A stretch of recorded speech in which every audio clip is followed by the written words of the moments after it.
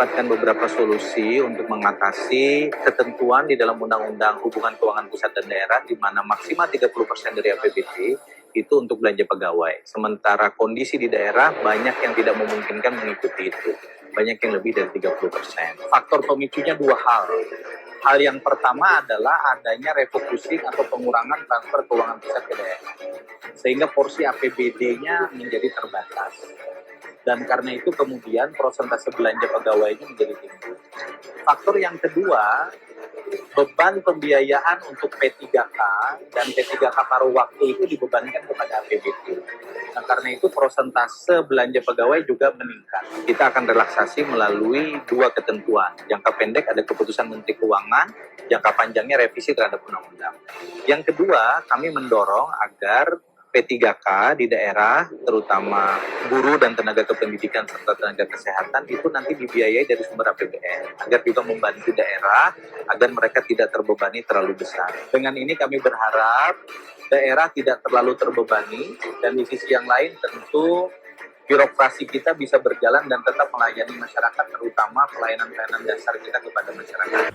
Yang pertama, persoalan kami di daerah sebetulnya soal batas 30% itu kalau menurut saya ya, dan saya dengar teman-teman di semua daerah, itu sudah masalah kedua, Pak. Masalah pertama sebetulnya adalah masih bisakah daerah-daerah itu menggaji P3K-nya. Itu persoalan yang paling mendasar. Kalau kita melihat mungkin Bapak Menteri, mungkin bisa dilihat berapa banyak daerah di Sulawesi di Indonesia ini yang hanya bisa menggaji P3K itu sampai bulan September, tidak sampai 12 bulan. Ini sangat rawan, Pak. Kenapa sangat rawan? Karena P3K ini tidak ada dasar kita untuk merumahkan mereka. Undang-undang ASN, kebetulan saya sendiri ikut dalam panja undang-undang ASN.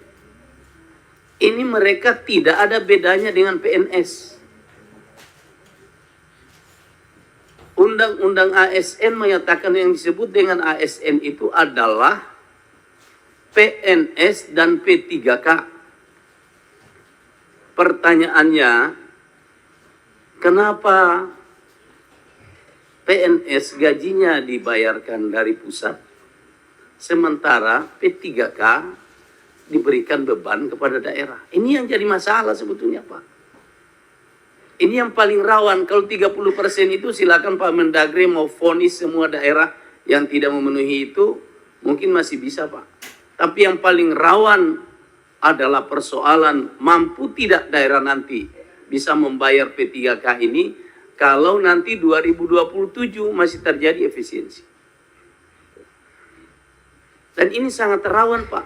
Tadi sudah dijelaskan, jutaan, 1 juta lebih. Dan kita sendiri dulu Komisi 2, berapa kali kita menerima demo di sini gara-gara mereka ini P3K. Ada daerah malah gaji P3K paruh waktu. Ini mereka belum menuntut, Pak. Gaji mereka kalau mau disetarakan dengan UMR, UMP, UMK, bisa dicek di semua dan tidak ada yang sama. Tidak ada yang memenuhi standar itu, Pak. Dan ini kerawanan buat negara, Pak. Ya. Yang kedua, Undang-Undang HKPD itu dibuat tahun 2022 sebelum Undang-Undang ASN baru direvisi yang memasukkan P3K. Ini masalahnya, Pak. Jadi memang Undang-Undang HKPD harus direvisi karena Undang-Undang ASN ini terbit memasukkan P3K yang dulu tidak ada bayangan kita bahwa P3K masih akan diakomodir kembali. Jadi ini sumber masalah kalau menurut saya. Oleh karena itu saya berharap mungkin solusi bisa dipikirkan, Pak. Ibu Menpan RB tadi mengatakan tidak bisa, ini harus dipertahankan. Ya kalau dipertahankan negara harus bertanggung jawab. Supaya P3K ini kalau bisa juga digaji, masuk di dalam dana DAU, transfer gajinya dari sini itu. Kalau ini dilakukan Pak, selesai ini Pak. Nanti Mendagri biasa, pokoknya kepala daerah yang tidak taat 30% itu silahkan Pak. Kami akan berusaha semaksimal mungkin. HKP dulu 30% oke sebelum P3K masuk. Tapi begitu P3K masuk, mana ada Pak? Efisiensi ini Pak, kami sudah sampai di leher ini Pak. Semua Poinnya kepala udah daerah. ditangkap Bang Anwar. Udah sampai di leher kita Pak. Ya, iya sudah, karena sudah sampai di leher Pak efisiensi kita di semua daerah ini. Nggak ada lagi siapa yang berani macam-macam, nggak ada lagi yang berani bicara Pak. Dan kami semua kepala daerah taat tegak lurus kepada Presiden Prabowo. Cuma persoalannya Pak, kalau bisa P3K ini digaji dari dana APBN. Poinnya Saya sudah kira itu ditangkap. saja Pak. Terima kasih. Terima kasih. Assalamualaikum warahmatullahi wabarakatuh. Jadi Bang Anwar Hafiz sengaja hari ini tidak pakai baju dinas. Karena ngomongnya agak out of the box sedikit dibanding gubernur yang lain. Ini sekaligus pertanggungjawaban moral mantan anggota Panja RUU ASN periode lalu di sini. Pada saat kita dulu menjadi anggota Panja, kita nggak kepikiran bahwa P3K itu ketika bersumber dari APBD, masalahnya sekarang. Untung ada mantan anggota Komisi 2 yang jadi gubernur, sehingga dia bisa koreksi kerja-kerja kita. Sebelum lanjut, kami menyampaikan kabar baik bahwa telah rilis produk digital terbaru kami, yaitu 200 template PowerPoint siap pakai untuk guru.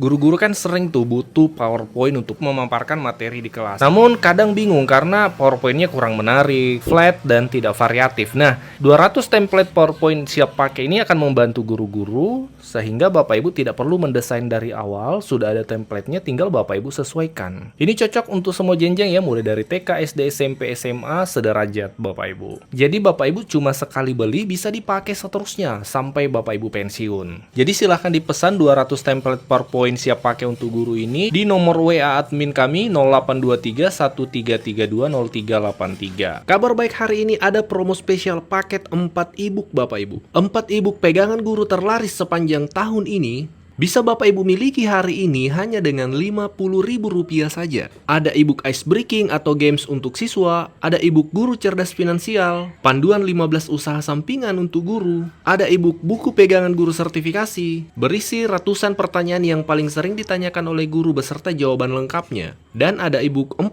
menit paham implementasi pembelajaran mendalam yang lagi tren saat ini. Ayo Bapak Ibu jangan sampai terlewatkan promonya, segera pesan di WA admin 0823 1332 0383.